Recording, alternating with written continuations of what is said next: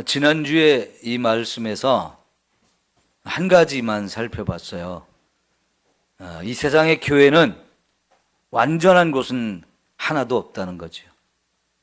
완전한 것을 원하는 마음은 우리 모두에게 있지만 나부터 시작해서 우리 교회 그리고 다른 교회를 살펴보아도 완전한 교회는 한 곳도 없다라고 하는 것을 우리 생각해 보았습니다. 그렇기 때문에 여러분, 교회 안에서 때로 시험 들고 우리가 상처받고 어려움을 당하는 거 충분히 있을 수 있는 일이라는 걸 생각하면서, 그러면서도 우리가 교회를 사랑해야 된다 그런 거예요. 왜냐하면 교회는 주님이 직접 세우시고 주님의 몸이기 때문에 우리가 사랑하지 않을 수가 없는 거지요. 특별히 교회 안에 문제가 있으면 그 부분을 내가 감당해서 그 문제가 해결될 수 있으면 더 좋겠고, 그 문제가 나 때문에 또 생긴 문제라면 정말 그렇게 되지 않도록 우리 스스로가 각자가 조심해야 교회가 더 건강해질 수 있고 더 바른 교회가 되어질 수 있고 많은 사람들에게 도움이 되고 본이 될 수 있는 이런 교회가 되는 거죠. 그러니까 교회 생활할 때 우리에게 다 지혜가 필요합니다. 이런 지혜를 가지고 신앙생활을 해야 되고요. 두 번째, 오늘 다시 한번 생각해 볼 것은 주 안에서 같은 마음을 품으라 한 거예요. 이거는 빌립보 교회만 해당되는 게 아니고요, 바울이 여러 교회에 한 말일 뿐만 아니라 이 세상의 모든 교회에 다 해당되는 너무나 중요한 교회 생활의 원칙이라고 볼 수 있습니다. 수많은 사람이 함께 모여 있는 게 교회입니다. 또 너무나 다릅니다. 다른 사람들이 함께 모여 있다 보니까 분명히 의견이 다르고요, 생각이 다르고요, 뜻이 다릅니다. 근데 그럼에도 불구하고 그 다른 사람들이 모여 있는 교회 안에서 우리가 하나가 되기 위해서 정말 힘을 많이 써야 하는 거지요. 그렇게 교회 안에서 우리가 하나가 되려면 주 안에 있어야 돼요. 그래서 여기 2절에도 보면 내가 유오디아를 권하고 순두개를 권하느니 주 안에서 같은 마음을 품으라 그랬어요. 이 생각이 지금 아주 달라서 두 사람이 뭔가 갈등이 생기고 있고 분열한 상태인데, 이들이 정말 한 마음, 같은 마음을 품으려면 전제 조건이 뭐냐면 주 안에 있어야 된다는 거예요. 여러분, 우리 신앙생활은요, 주님 안에 들어가서 사는 겁니다. 한 발은 주님 안에 있는데 한 발은 세상에 있다면 이거는 정상적으로 신앙생활을 하는 게 아니에요. 제대로 신앙생활을 하려면 우리의 두 발이 탁 주님 안에 들어가 있어야 되고요. 그렇게 주님 안에 있는 가운데서 그 안에서 분열이 있고 다툼이 있고 갈등을 빚고 있고 서로 다른 생각 때문에 문제가 발생하고 일이 안 된다. 그럼 그건 심각한 문제니까요. 서로 돌아보면서 우리의 자리가 주 안에 있다고 하는 것을 생각하면서 서로 정말 마음을 합하기 위해서 같이 노력하지 않으면 안 되는 거지요. 여러분, 이 주 안에 있다라고 말할 때에 우리가 한 예수님을 믿는 거지요. 내가 믿는 예수님, 네가 믿는 예수님, 다른 예수님이 아니에요. 그죠? 똑같은 의미로 우리는 한 하나님을 믿고 한 성령님을 믿어요. 내가 믿는 하나님 다르지 않고 네가 믿는 하나님이 다르지 않아요. 같은 하나님을 우리가 믿고 섬기는데, 그래서 우리는 정말 한 하나님을 믿고 한 성령님을 믿고 또 한 예수님을 믿기 때문에 당연히 한 마음을 품도록 노력해서 결국은 마음이 합해지도록 해야 하는 거지요. 장로님들과 함께 당회를 하다 보면은 의견이 다를 수 있어요. 그런데 감사한 것은 우리 장로님들이 의견이 다르다고 해서 그거 가지고 다투지 않습니다. 나는 이렇게 생각하고 저 사람은 저렇게 생각해서 뭔가 의견이 맞지 않아요. 근데 그렇다고 해서 내 것이 맞고 네 건 틀렸으니까 포기하시죠, 이렇게 말하지 않습니다.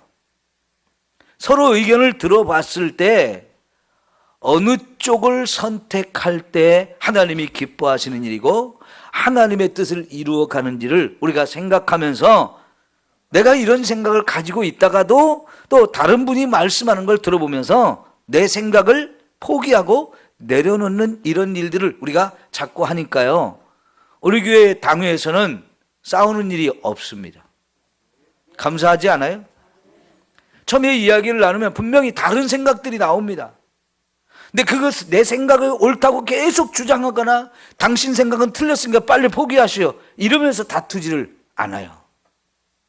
서로 이야기를 나누면서 이런 다른 생각이 있지만 정말 하나님이 기뻐하시는 뜻이 무엇일까? 하나님께서 우리에게 품으라고 하는 마음이 뭘까? 이런 걸 생각하면서 서로 한 마음이 되도록 이렇게 노력을 하기 때문에 다툼이 없게 되는 거지요. 여러분, 때로는요, 하나님의 진리를 붙든 사람은 수가 적고 세상적인 생각을 하는 사람이 많을 수 있어요. 그러면 우리는 보통 다수결의 원칙을 따르잖아요. 그죠? 그러면 다수결이라는 게 여러분 세상적인 생각을 하는 사람의 숫자가 많고 하나님의 말씀대로 생각하는 사람이 숫자가 적을 상황 속에서도 여러분 아무리 많은 사람이 의견이 일치가 되고 너 같은 마음을 품는다 해도 그것이 하나님의 뜻과 일치하지 않으면 그거는 당연히 내려놔야 돼요. 우리는 오직 하나님 말씀을 따라 무엇인가를 결정하고 그거를 우리가 품고 그것이 설령 어렵다 해도 우리에게 어떤 고난이 온다 할지라도 그걸 하나님 뜻이라면 목숨을 걸고라도 그 일을 해야 되는 거잖아요. 이게 주 안에 있다고 하는 건 그래서 우리가 감사한 것이고요. 앞에서 2장에서 사도 바울이 너희 안에 이 마음을 품으라 하면서 곧 그리스도 예수의 마음이다. 그 예수의 마음을 품으면 우리가요 진짜 하나가 될 수 있는 거지요. 이 유오디아와 순두개가 처음에는 정말 열심히 한 마음이 되어서 일했을 거예요. 어느 순간부터 이들이 마음의 상처를 받고 뭔가 마음에 들지 않고 그러면서 점점 다른 생각을 갖게 하고 너하고 나하고 달라서 일 같이 못하겠다면서 좀 분열이 되고 다툼이 있었던 것 같습니다. 그것이 염려가 되어서 에바브로디도가 저 빌립보 교회에서 로마에 있는 바울을 찾아가서 교회 안에 이런 문제가 있습니다. 두 사람이 지금 마음이 일치가 되지 않아서 교회가 전체적으로 좀 힘이 듭니다. 이런 얘기를 했을 것 같아요. 근데 그 두 사람도 처음에는 그렇지 않았겠지만 함께 일하다 보니까 자꾸 부딪힘이 생기고 그래서 이제 나누어지고 분열하는 이런 상황까지 온 것 같아요. 그런데 이걸 싸맬 수 없다면 바울이 이런 얘기 하겠습니까? 이게 해결될 수 없는 너무나 깊은 갈등이고 골이라면 여러분 이거 바울이 이런 얘기 할 수가 없죠. 그런데 여러분 우리가 예수 그리스도의 마음을 품으면 해결하지 못할 일이 없습니다. 아무리 서로 상처를 주었고 그래서 두 사람 사이에 큰 미움이 자리 잡고 있다 할지라도요 정말 그것도 하나님이 다 깨트려 주시고 그거를 하나가 되게 해주신 분이 우리 예수님이십니다. 여러분 우리가 누구를 미워하면 꼴도 보기 싫죠. 네?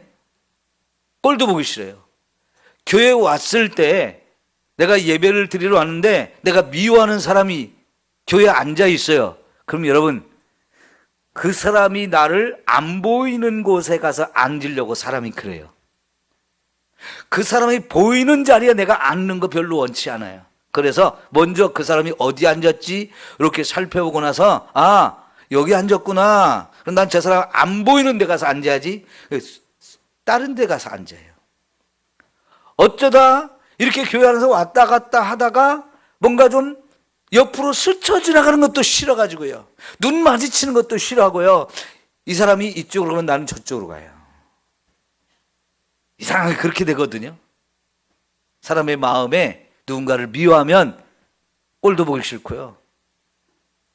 밥을 먹을 때 같은 상에 앉아서 밥 먹는다? 이거는 또 있을 수가 없는 거예요. 그걸 얼마나 불편하겠어요. 그죠? 근데 그거를 아는 주변에 있는 사람도 보면 아우 항상 조마조마하죠. 둘이 언제 또 한번 부딪힐까? 언제 또 크게 싸울까? 이게 불안한 거예요. 이 상태가 있어서는 절대로 안 돼요. 그죠? 그러니까 바울이요 이런 얘기를 들었을 때 그 두 사람의 이름을 직접 거론하면서, 이런 경우는 흔치 않습니다.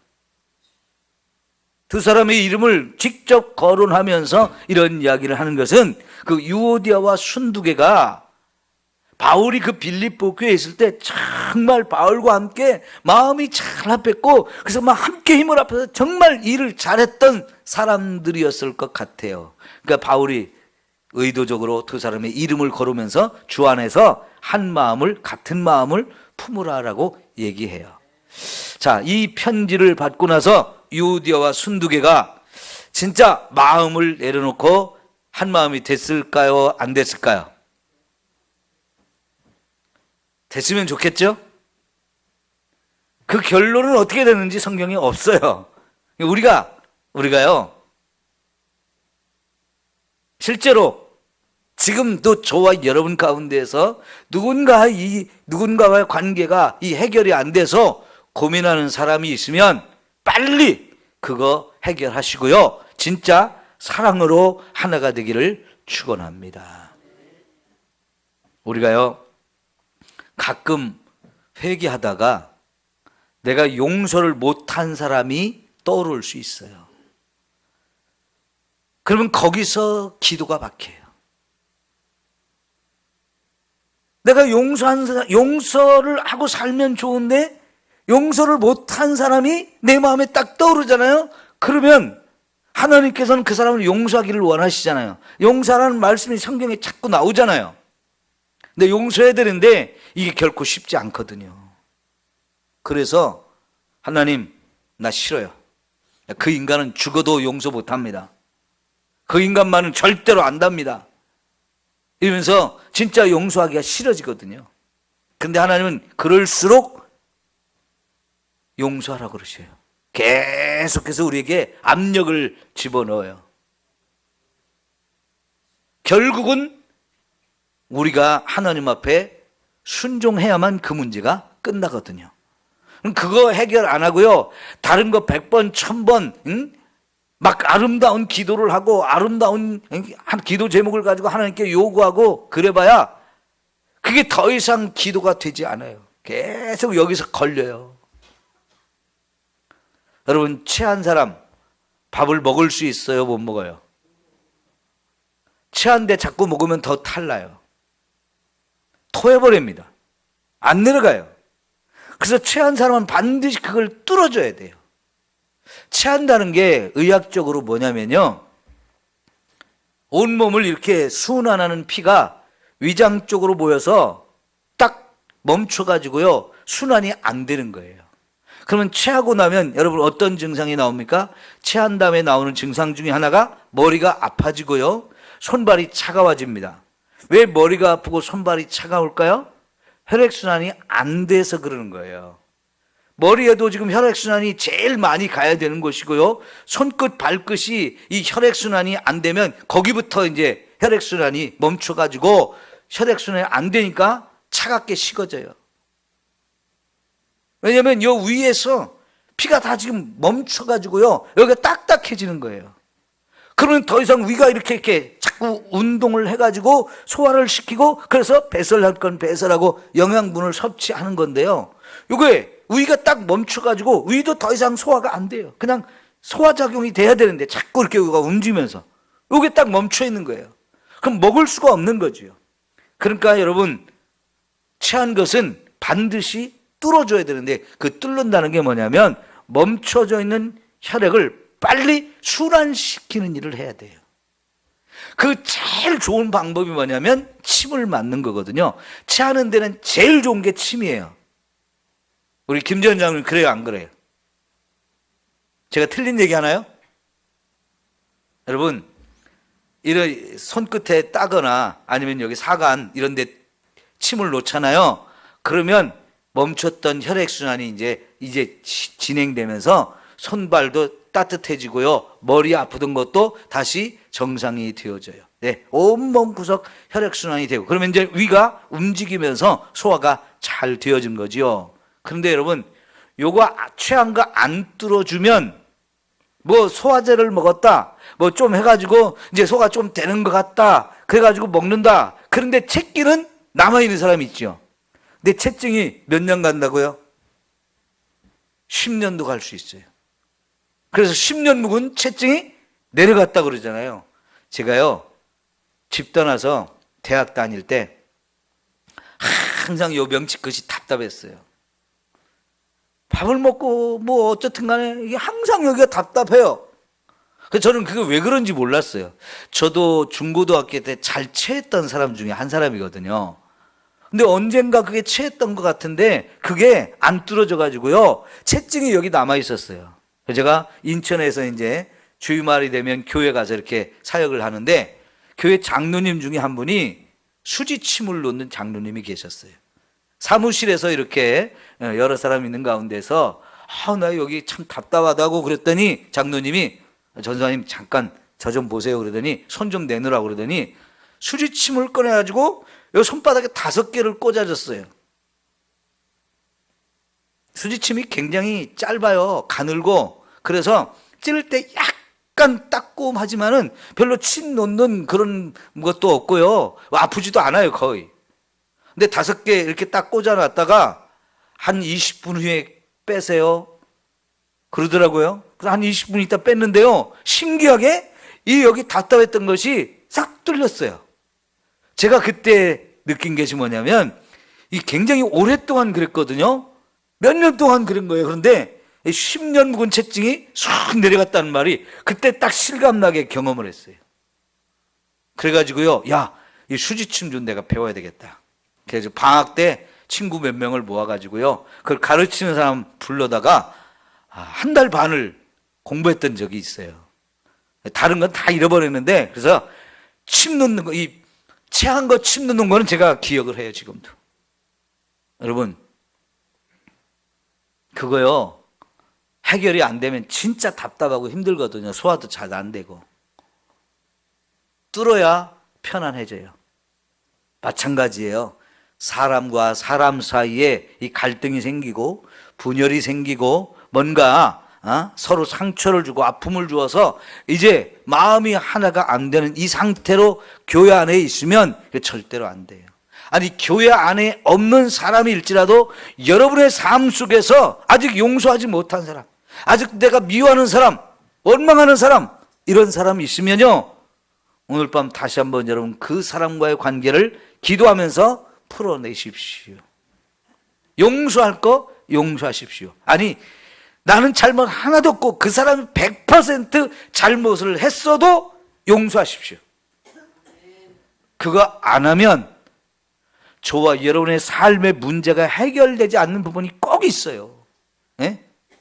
해결 안 되는 부분이 꼭 있으니까 여러분, 그 해결 안 되는 부분이 해결되려면 그 사람과의 관계 속에서 나와의 관계가 회복될 수 있도록 여러분, 용서할 사람 용서하시고, 미워하는 사람 미움을 완전히 내려놓고 그 미움이 변해서 사랑으로 바꿔주기를 축원합니다.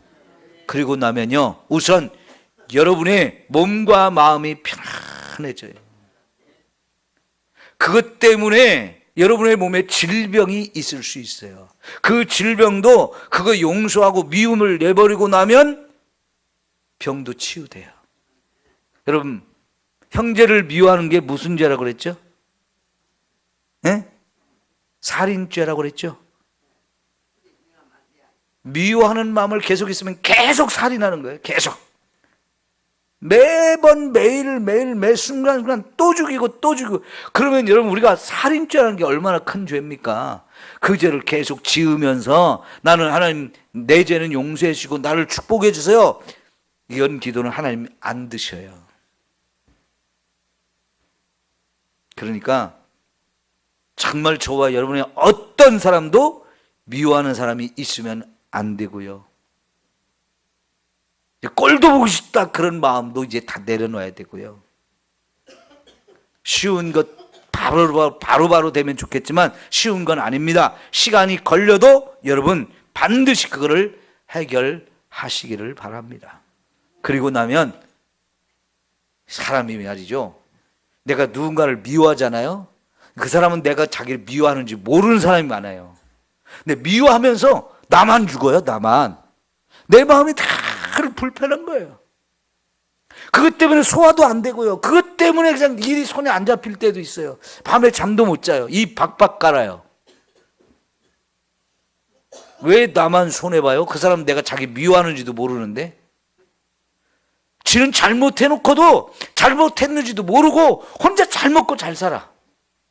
근데 나만 미워하면서 그냥 잠 못 자고 소화 안 되고 병들고 고통받고 그러니 혼자 손해보는 거예요. 여러분, 이거보다 어리석은 게 없어. 그런데요, 용서하고 나면 그보다 편안한 게 없어요. 그거보다. 저도 지금까지 신앙생활을 오면서 미워하는 사람이 왜 없었겠어요? 저 왼수 같은 인간 막 그런 사람이 왜 없었겠어요? 저도 그런 사람들이 여러 있었습니다. 그때는 너무 힘들더라고요. 그 사람을 내 눈으로 보는 게 싫고 그 사람과 한자리에 앉아서 예배드리는 게 너무 속상하고 속에서 부글부글 끓어오고 마음이 절대로 편안하지 않아요. 생각만 해도 막 화가 치밀어 오르고요. 근데 여러분, 화가 치밀는 거 계속 하잖아요. 고혈압 생깁니다. 그러다 터져요. 그러면 큰일 나지요. 왜 나만 손해보는 거예요. 그래서. 근데 그거요, 용서하는 게 쉽지 않았지만 기도할 때마다 탁 내가 걸리니까 결국은 용서 안 할 수가 없어요. 내가 살기 위해서 용서하게 돼요. 하나님 말씀에 순종해야 되니까 억지로라도 용서하게 되고, 하나님 이 미워하는 마음 변해서 사랑하는 마음으로 좀 바꿔주세요. 내 속에는 사랑하는 마음이 없습니다. 계속 그러다 보니까 미워하는 마음이 점점 사라지고 불쌍히 여기는 마음, 사랑하는 마음이 생겨서 하나님 그 사람도 불쌍히 여겨주세요. 자기가 그렇게 한 줄 모르고 그렇고 또 알고 했어도 하나님이 용서해 주세요. 본인이 깨닫고 회개해서 하나님 용서받고 이제 제대로 다른 사람한테는 그러지 않게 해주세요. 이런 기도가 나오거든요.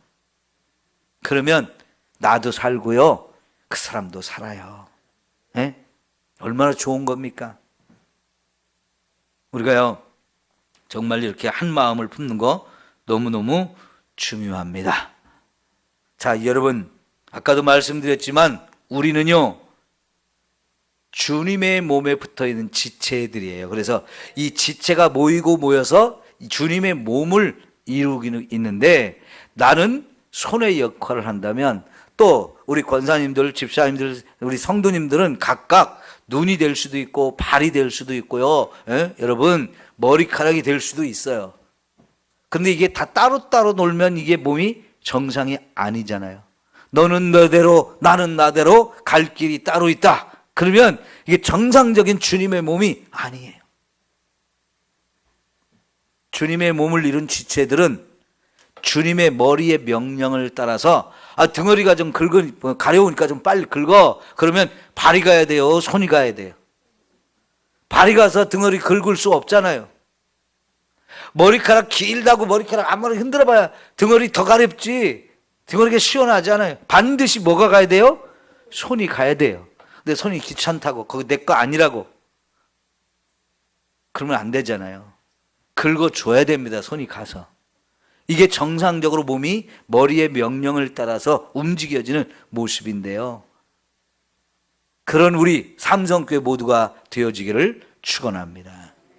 그래서 두 번째 생각해 볼 것이 뭐냐면, 여러분, 바울이 이런 사람들이 나와 함께 멍에를 맨 사람들이다 그랬어요.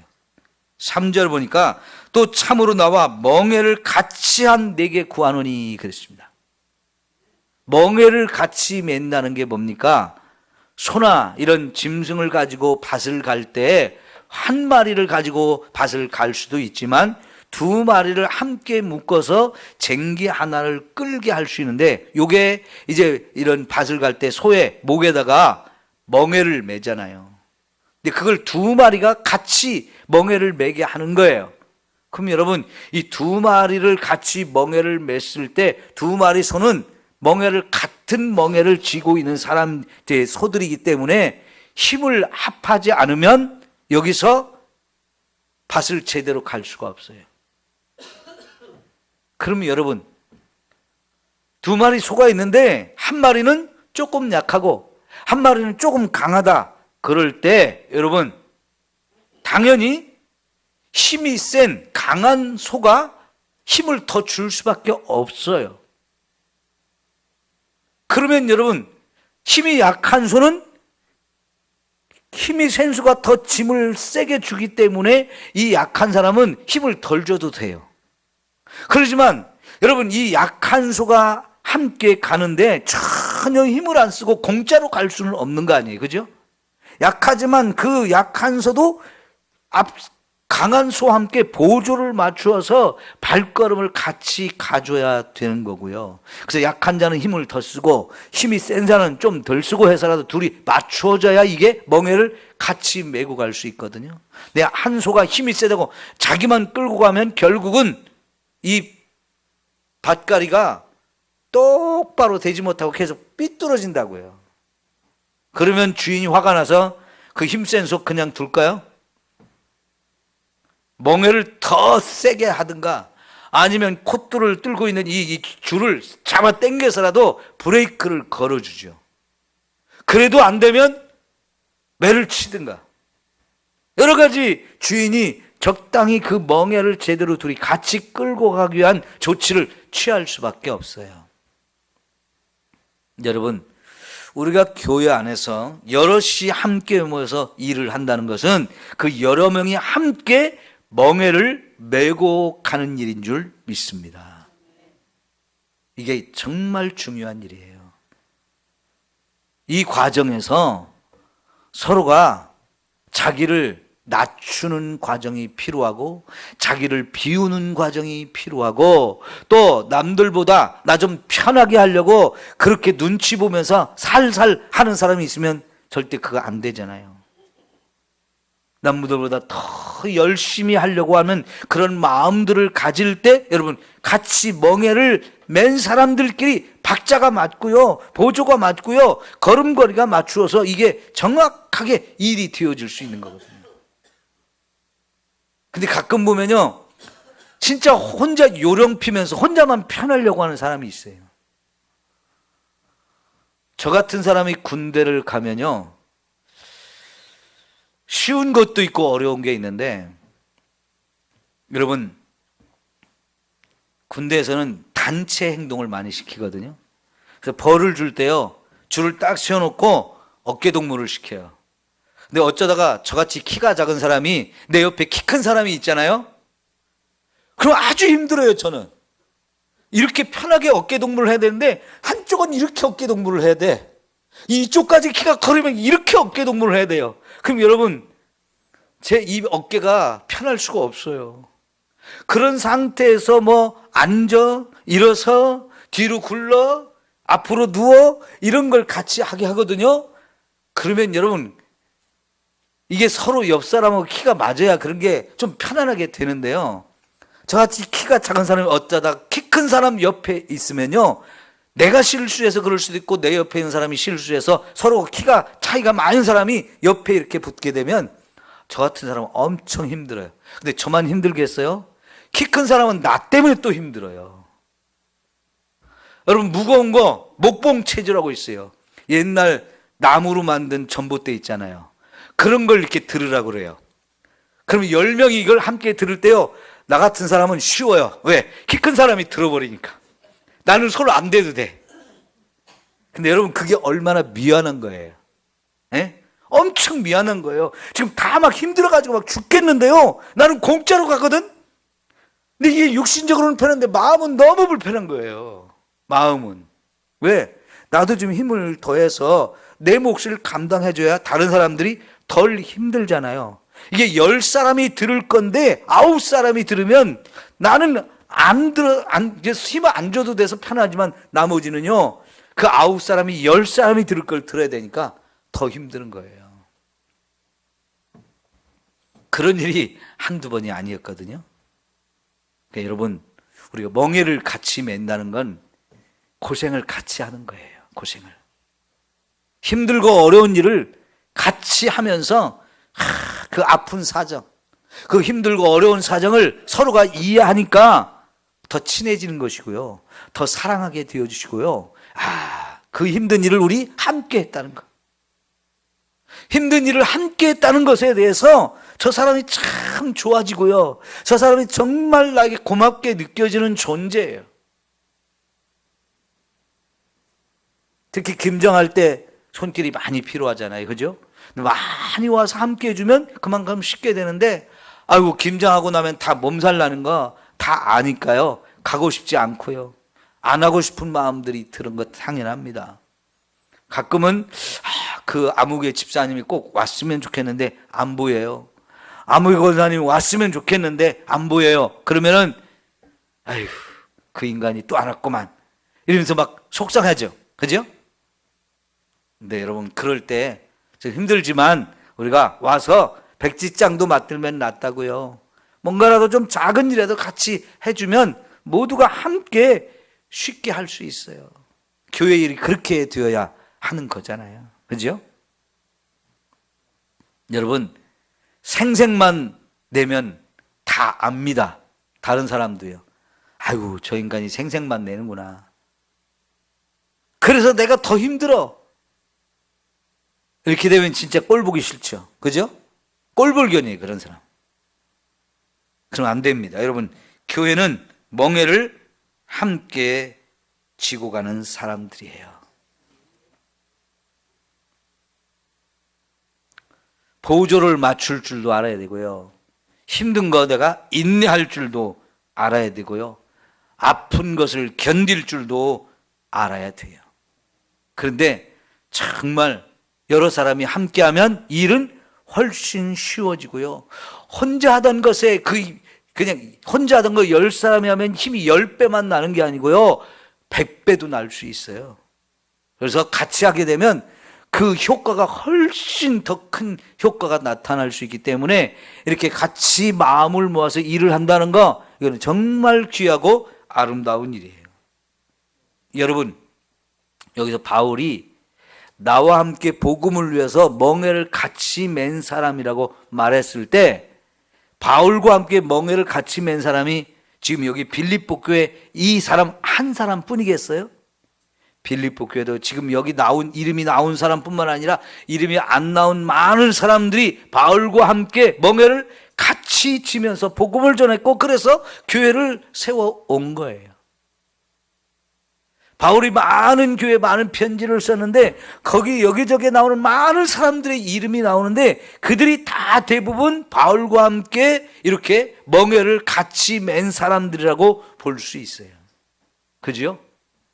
그런데 여러분, 어떤 사람한테는 바울이 나하고 일 좀 같이 하자고 바울이 직접 선택하고 요청해서 아유 알겠습니다, 나 같은 사람도 필요하다면 좀 써주세요, 함께 하겠습니다 해서 동참한 사람도 있고요.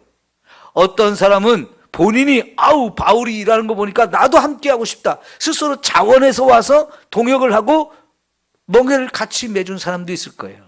또 어떤 사람은요, 하나님이 붙여줘서 하나님이 은혜로 함께 일을 하게 한 사람도 있을 거예요. 종류는 다양해요.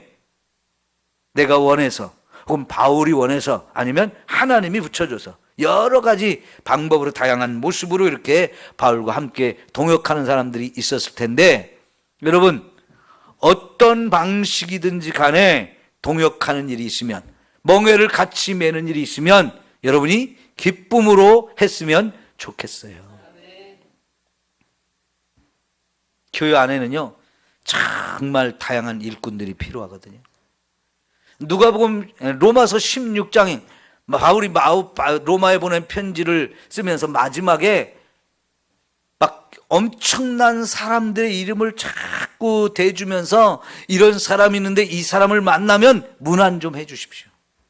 이런 사람이 있는데 이 사람이 나하고 어떤 일을 했던 어느 교회 사람인데 이 사람을 여러분이 좀 알아주시고 그 사람한테 안부도 좀 전해 주십시오. 뭐 이런 이야기를 한 장 전체에 쓰고 있죠. 한 30명 정도의 이름이 나오거든요. 근데 그 사람들이 다 누구겠어요? 바울의 동역자인 거예요. 멍에를 함께 맨 사람들인 거예요. 자, 여러분, 제가 다른 데 갔을 때 우리 교회를 얘기하라고 하면 우리 교회 여러분 가운데서 우리 교회는요 아무개 권사님이 있는데요, 그 권사님이 저하고 이렇게 멍에를 같이 메고 가는 사람입니다. 이렇게 여러분의 이름을 자신 있게 소개할 수 있다면 여러분 얼마나 좋을까요? 목사님, 우리 교회는 참 저를 힘들게 하는 사람이 있어요. 이런 이름으로 여러분의 이름이 거론되지 않기를 바랍니다. 제가 자랑스럽게 너무 감사하고 너무 고마워서 여러분의 이름을 자꾸 말할 수 있었으면 좋겠어요. 네? 바울이 여기서 로마서 16장에서 여러 사람의 이름을 이야기하는 것처럼. 근데 그 가운데 여러분 브리스길라와 아굴라에 대해서 말할 때 뭐라고 그랬습니까? 그 사람들은 나를 위해서 자기의 목이라도 내어놓으려고 했던 사람들이라고 말하고 있어요. 야, 아마 바울이 제일로 고마운 사람이었을 거예요. 근데 이 두 사람은요 부부인데 그 정도가 아니고요, 바울과 같은 텐트 만드는 일을 하다가 만났거든요. 그래서 그 텐트 만드는 일을 하면서 이 사람들은 돈을 많이 번 사람들인데, 그래서 자기들이 번 돈을 바울이 선교하는데 엄청나게 밀어줬어요. 특별히 이 사람들이 무슨 사명을 가졌느냐면요, 바울이 이제 복음을 전해서 예수 믿는 사람들이 생기잖아요. 그러면 예배 드릴 자리가 필요한 거예요. 예배 드릴 자리가 필요한데 그 예배 드릴 자리 만들려면 돈이 필요하잖아요. 그 돈을 이 브리스길라 아굴라 두 사람이 막 어렵게 텐트를 만들었고 팔아서 번 돈을 거기에 투자해서 예배 자리를 마련해요. 그럼 바울은 정말 감사해서 더 열심히 전도하고 더 열심히 교회를 돌보는 가운데 점점 숫자가 늘어나요. 그럼 예배 장소가 부족하잖아요. 그러면 더 큰 자리로 옮기기 위해서 이 브리스길라가 아굴라가 둘이 또 열심히 해서 돈을 모아가지고 더 큰 장소로 또 옮기는 거예요. 그러다가 다른 도시로 이제 복음을 전하러 바울이 가잖아요. 심지어 따라가기도 해요. 자기가 일고는 여기 사업터가 있는데요, 이거 내려놓고 바울을 따라 저기 가서도 또 도와야지 이런다니까요. 얼마나 대단한 사람들입니까? 오늘 제가 대학원 동기 목사님 중에 한 분 전화를 했는데, 제가 전에 목회하던 고양시 그 동네에서 교회를 개척한 선교사님이 있어요. 중국의 선교를 열심히 하다가 거기서 추방돼 갖고 나왔는데, 선교사님이 선교지에서 쫓겨나면요 갑자기 할 일이 없어져요. 그리고 오랫동안 거기서 살다가 와가지고 우리나라는 변화가 엄청나게 심하기 때문에 한 5년 10년 이렇게 살다가 한국에 오면요 우리나라가 너무 바뀌어가지고 적응을 못해요. 그래서 한국 사회를 이해하고 여기에 적응하려면 또 여러 가지 어려움을 겪으면서 시간이 지나야 하나씩 이해가 되고 그래서 다시 여기에 정착할 수 있는데, 특별히 선교 일을 하던 사람이 그걸 다 어쩔 수 없이 내려놓고 오게 되면요 예배 드릴 자리도 없고요, 선교사가 예배를 안 드리면 그때부터 영적으로 다운되기 때문에 예배 드리고 기도하고 말씀 듣고 말씀 준비하고 이게 그 영혼을 막 힘나게 하는 건데요, 그게 갑자기 멈추면 막 멘붕에 빠져요. 그래가지고 이 선교사님이 와가지고 힘든 시간을 보내다가 8평짜리를 하나 상가를 얻게 됐대요. 8평. 8평이면 얼만큼 될까요? 요 강대상 절반 정도 될까요? 한 요 정도?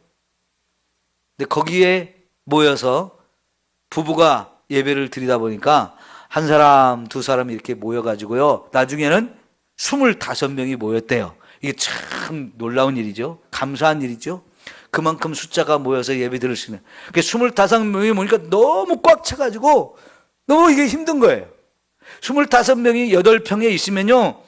10분만 같이 있으면 산소가 다 없어져요. 문을 열어놓지 않으면 그 안에 숨 쉬다가 질식할 수도 있어요.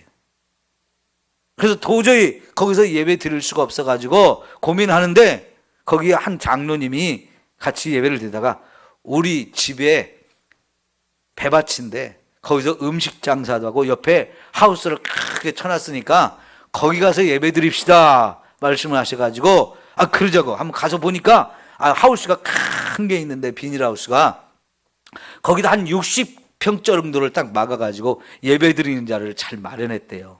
얼마나 감사하겠어요. 물론 비닐하우스 속에 비닐하우스를 또 쳐가지고 이제 예배 드릴 자리를 마련한 거예요. 그런 사람이 있어야 하는 거 참 감사한 일이죠. 근데 2주 전에 그쪽에 비바람이 엄청 몰아치고 막 비가 엄청나고 오는데 아침에 가보니까 다 날아가 버렸대. 얼마나 황당했겠어요. 예배 드릴 자리가 없는 거예요. 다 물에 젖었고.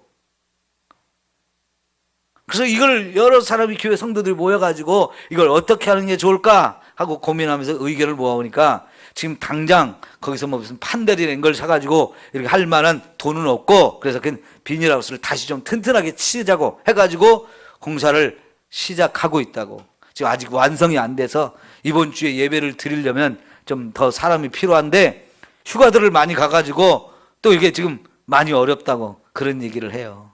여러분 참 교회 하나 세워가는 게 보통 어려운 게 아니에요. 왜 개척교회 비닐하우스 치고 이렇게 예배 드리는 교회가 그렇게 그런 어려움을 겪으니까 이게 더 힘들잖아요. 그죠?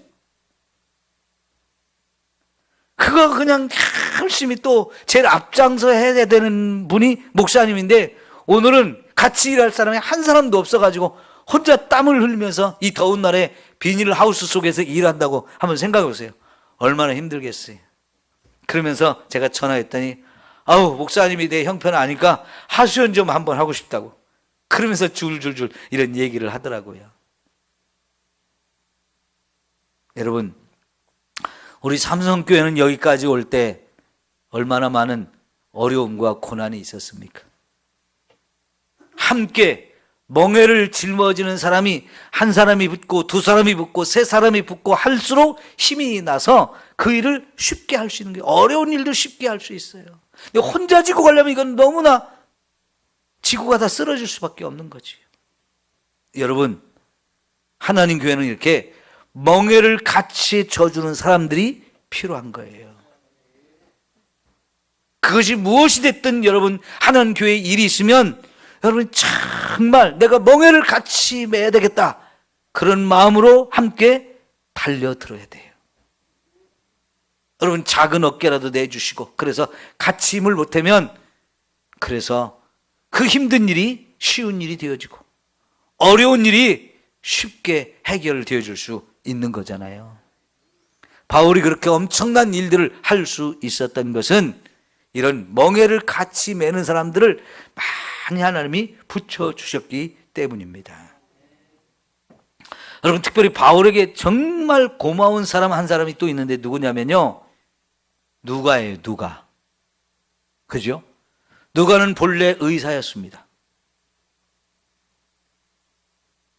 아마 이 사람은 드로아 그쪽에서 살던 사람이었던 것 같아요. 바닷가 항구 도시에서 유럽으로 건너가는 배들이 왔다 갔다 하는 괜찮은 항구 도시였는데 거기서 살다가 바울이 거기 와서 복음을 전해가지고 예수를 믿게 됐는데 그때부터 바울이 선교 여행을 가면 언제나 따라다니는 사람이 돼가지고요. 누가복음과 사도행전을 기록하는 사람이 되었는데 그가 따라다닐 때 처음에는 무슨 마음으로 따라다녔을까요? 자기가 의사니까 바울의 건강을 책임지는 일을 하겠다고 같이 따라다닌 거예요. 선교사들은 외국에서 이렇게 나가 살다 보니까요, 병에 안 걸린 사람들이 거의 없어요. 왜? 모든 것이 안 맞잖아요. 내가 살던 곳하고. 그 토종이라는 게 그래서 참 중요한 거거든요. 토종은 그 자리에서 몇십 년, 몇백 년 산 것들이 토종이거든요. 근데 그거를 다른 데 옮기면 그 기후와 그 토질과 그 물이 다 다르기 때문에 다른 데 가면 이게 힘들어요. 사람도 마찬가지예요. 여러분, 해외여행을 가게 되면 제일 조심해야 하는 것 중 하나가 물을 바꾸는 거예요. 그래서 아무 물이나 마시면 안 되고요. 먹는 거 좋아하는 사람도 해외에서 이렇게 길거리에서 파는 음식 함부로 먹으면 안 돼요. 금방 배탈 납니다. 물만 바꿔도 금방 배탈이 나요. 그래서 해외를 갈 때는 반드시 우리나라 생수 같은 이런 거를 돈을 주고 사서 그거를 마셔야지 아무거나 먹으면 큰일 나요. 왜 그래요? 우리가 즐겨 먹던 그 물이 아니기 때문에 다른 물을 먹으면 우리 위장이 탈을 나요. 제대로 소화를 못 시켜요. 그리고요, 특히 동남아 같은 데 가면 모기 물리는 거 정말 조심을 해야 돼요. 그래서 동남아 같은 데 더운 나라지만 반드시 긴 팔, 긴 바지 이런 걸 입어야 되고, 모기 기피제, 모기약 이런 걸 잘 갖고 다니면서 잘 자기 몸을 챙겨야 돼요. 그런 데 있는 모기 한번 물리면 나도 모르게 말라리아라든가 같은 거, 유행성 출혈열이라든가 댕기열이라든가 아주 많은 병들이 있는데요, 우리 그런 거 걸리면 죽을 수도 있어요. 그러니까 해외 선교사들은 정말 몸이 고장나는 경우가 많아요. 그래서 선교사들이 꼭 1년이나 2년에 한 번씩 와가지고 오면 반드시 병원에 가서 건강검진을 하고 또 몸에 생긴 병을 치유받는 것을 꼭 해야만 이게 또 다시 갈 수 있기 때문에요, 선교사님들은 돌아오면 반드시 병원 가는 게 필수 코스예요. 근데 누가라는 이 의사가 늘 옆에 따라다니면서 바울의 건강을 챙겨준다. 이거는 정말 바울에게 너무너무 필요한 존재였는데 하나님이 그런 사람을 탁 붙여줬어요. 그런데 이 누가는 그런 일을 하는 것으로 끝나지 않고요, 이게 배운 사람이다 보니까요, 바울이 전하는 복음도 다 적어놓고 여정도 다 자세하게 기록하고 그러다 보니까 누가복음도 쓸 수 있었고 사도행전도 쓸 수 있었던 거예요. 이 사도행전 같은 경우는 아무나 쓸 수 있는 일이 아니거든요. 현장에서 그 모든 일을 다 보아야만 쓸 수 있는 건데, 바울을 늘 따라가면서 그 모든 여정을 다 함께 했잖아요. 그러니까요, 그걸 정확하게 꼼꼼하게 기록했던 것을 가지고 이거를 누가복음, 사도행전을 기록할 수 있었다는 거 얼마나 감사한 일이에요. 나중에는요, 빌립보 교회에 이 누가가 가서 얼마 동안 목회도 했어요. 그러니까 이런 사람이 바울에게는 너무나 필요한 건데 그게 바로 멍에를 같이 지고 가는 거란 말이죠. 여러분, 교회 안에서 일은 작은 일이 따로 없고 큰 일이 따로 없습니다. 작은 일이라고 우리가 무시하고 큰 일이라고 막 대단하고 그러지 않아요. 하나님은 작은 일에 충성하는 사람을 찾는다 그러셨어요. 그리고 그렇게 충성하는 사람한테 좀 더 힘든 일, 좀 더 큰 일, 좀 더 어려운 일, 이런 일들을 점점 맡겨가면서 그가 정말 큰 일을 할 수 있는 사람으로 만들어 가시지, 처음부터 큰 일을 맡을 사람은 별로 없어요. 교회 안에 그 어떤 일이든지 간에 저와 여러분이 할 수 있는 일이 있다면 언제든지 팔을 걷어붙이고 와서 함께함으로 이렇게 멍에를 좀 같이 짊어줄 수 있는 여러분 되시기를 축원합니다. 다 필요해요. 저 어렸을 때 우리 어머님이 자주 하시던 말씀 중에 두 가지, 쓰려면 종재기도 없고 부직갱이도 없다는 말씀하셨어요. 지금 부직갱이 필요해서 찾으면 그게 없어요. 부직갱이가 뭡니까? 아궁이에 불 뗄 때 불을 잘 붙게 하려고 나뭇가지 하나 붙들고 이렇게 들썩들썩하고 또 타면 또 집어넣고 하는 이런 데 쓰는 이 막대기잖아요. 그러니까 아무거나 해도 되지만 막상 좀 쓰려고 찾으면 그게 안 보여요. 종자기가 뭐예요? 아주 작은 그릇이잖아요. 뭐 간장 같은 거 양념 조금 담을 수 있는 거, 고추장 조금 덜어 넣을 수 있는 거, 이런 것들이잖아요. 근데 쓰려고 하면 그 조그만 것도 없다니까요. 그럴 때가 있어요. 근데 그게 없으면 아쉬워요. 그게 별거 아닌데 정말 아쉬워요. 꼭 그게 있어야 되는데, 그 시간에 있어야 되는데 그게 없으면 참 아쉽거든요. 여러분, 참 교회 안에 저와 여러분이 작은 일이지만 힘을 보탤 수 있는 거 얼마든지 많아요. 그런 때 어깨를 내어주고 멍에를 같이 매줄 수 있는 사람이 되어진다면 하나님이 정말 여러분을 이쁘게 보시고 또 여러분의 그 헌신과 수고와 섬김 이런 걸 기뻐하시면서 여러분이 더 큰 은혜를 주실 줄 믿습니다. 안 해보면 느끼는 게 없고요. 안 해보면 깨닫는 것도 없고요. 나는 편하지만 믿음은 항상 제자리입니다. 그러니까 여러분 교회에서 광고를 잘 들으셔야 돼. 설교만큼 잘 들어야 되는 게 광고예요. 광고를 잘못 들으면 꼭 엉뚱한 생각을 해요. 그리고 일부러 광고를 안 듣는 사람도 있어. 왜? 광고는 중요한 내용인데 그거 굉장히 귀담아 들었다가 나도 해야 되니까 그냥 무시해. 안 들어. 그러나 모르겠는데요, 안 들었는데요, 못 들었는데요, 이렇게 돼버린단 말이에요. 여러분, 광고 잘 들으시고 그것이 나에게 뭐 하라고 하는 얘기구나 이렇게 들으시고 그럴 때마다 여러분 앞장서세요. 그러면 여러분 믿음이 자라요. 여러분이 교회를 사랑하는 마음이 넘치고 예수님을 사랑하는 마음이 더 커져요. 여러분이 그 일을 자꾸 멀리 할수록 교회와 여러분의 관계도 멀어지고 예수님과 여러분의 관계도 멀어질 수밖에 없어요. 그런데 저건 내가 해야지, 저건 나한테 하라는 얘기구나, 그런 마음으로 듣고 열심히 참여하는 만큼 여러분이 그 일을 통해서 왜 이런 일을 나에게 시켰을까, 그 의미를 깨닫게 돼요. 나도 이런 데 정말 쓸모가 있었구나. 이런 일을 하고 나니까 하나님이 기쁨도 주시고 건강도 주시고 함께 일하는 동역자도 붙여주시고 얼마나 좋은지 몰라요. 네? 여러분 주변에 뭔가 일을 하려고 하는데 사람이 안 붙는다, 저 사람하고 일하기 싫어, 그럼 문제가 있는 거예요. 저 사람하고는 일을 같이 하는 게 참 재밌어, 그래야 되잖아요. 그죠? 여러분 정말 일을 하는데 여러분 주위에 사람이 안 붙으면 나에게 문제가 있다 생각하시고 내 성격을 바꿔야 되고 내 말하는 것도 바꿔야 되고 내 생각하는 것도 바꾸고 일하는 방식도 바꿔야 돼. 내 방식만 옳은 건 아니에요.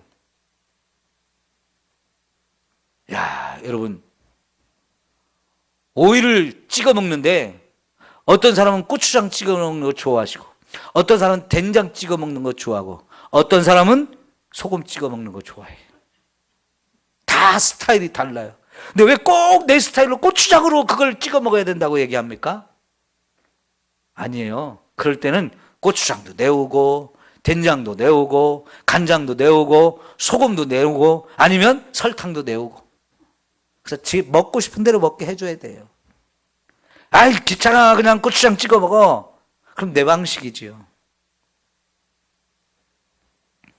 감자를 쪄도 그렇고 옥수수를 쪄도 그렇고, 여러분 옥수수를 찌면 짭짤해야 좋아하는 사람도 있고요, 달달해야 좋아하는 사람도 있고, 그런 거 다 싫고 그냥 옥수수만 딱 그런 거 넣지 말고 쪄야 좋다는 사람도 있어요. 저희 집 사람은 안 넣어야 좋아해요. 근데 저는 달달해야 좋아해요. 근데 찌른 건 우리 집 사람이잖아요. 저는 말을 못해요. 달게 쪄달라고 하면 집사람은 달게 찐 거 안 좋아하거든요. 자기가 좋아하니까 안 넣고 쪄요. 저는 옥수수 안 좋아해요. 그러면 제가 져야지 어떻게 해요. 나보다는 옥수수를 훨씬 좋아하는데, 밥은 안 먹어도 옥수수는 있으면 밥을 굶기라도 하고 그거 먹는데 나는 밥을 먹어야 되거든요. 그러니까는 나는 덜 먹어도 되니까 그냥 넣지 말고 찌라고. 가끔 한 번 정도는 달게 쪄주면 저도 맛있게 먹지요. 스타일이 다르니까요. 서로가 맞춰가야 돼요. 네. 여러분, 열심히 좀 힘을 내시고 같이 합시다. 교회는 그런 맛이 있어야 돼. 그런 사람이 많을수록 좋은 교회이고, 그런 사람이 많이 붙으면 일할 때 신나고, 감사가 있고 또 하고 싶어져요. 기쁨이 있어요. 피곤하고 힘들지만, 육체적으로 힘들지만, 교회 가서 일하면 너무너무 재밌고, 너무너무 좋고, 그렇게 되어져야 돼요. 네. 예전에 용사들이 다 연세가 드셔가지고, 한 분, 두 분이 이제 못하게 되잖아요. 그러면 젊은 사람들이 하나씩 자꾸 들어와야 되잖아요. 그죠? 젊은 사람들이 그런 걸 안 배워가지고, 안 해버릇해가지고, 일하는 사람이 점점 줄어들면, 진짜 안 돼요. 예전에 제가 있던 교회에서 보니까요, 주방에 가서 칼을 잡으려면 70이 돼야 돼. 적어도 70살은 돼야 주방에 칼을 잡고 일할 수 있지. 그 젊은 사람들은요, 그보다 나이 안 된 사람은 주방에 들어가도 칼도 못 잡았어요. 근데 그 70 먹은 사람이 얼마나 칼질을 하겠어요. 한 몇 년 하면 그 사람도 칼 놓아야 되잖아요. 그러면 그 다음에 젊은 사람들이 와서 또 칼을 잡고 그 일을 해야 되잖아요. 한 600명 모이는 교회라도요, 일하는 사람만 일하고 안 하는 사람 죽어도 안 해. 진짜 너무 안타까워요. 그러면 안 됩니다.